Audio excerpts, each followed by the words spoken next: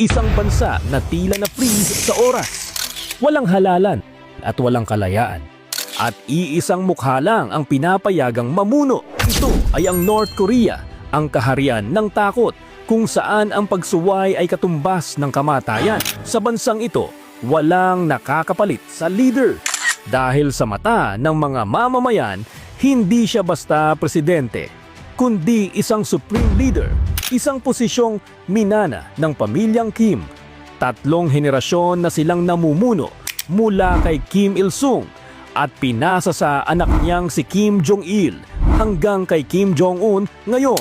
Ang kanilang pamilya ay sinasamba na parang mga Diyos. Ang militar, media at relihiyon, lahat kontrolado ng iisang kamay.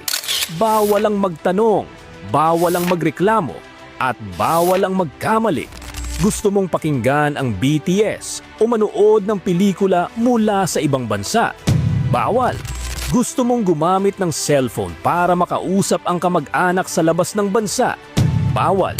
Kahit biro laban sa gobyerno, maaring maging dahilan para ipadala ka sa labor camp, kung saan ang buhay ay parang mabagal na kamatayan. Sa loob ng North Korea, ang mga mamamayan ay naninirahan sa ilusyon.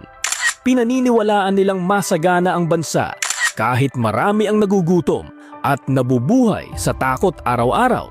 Kaya kahit 14 na taon na siyang nakaupo, walang nagtatangkang pumalit.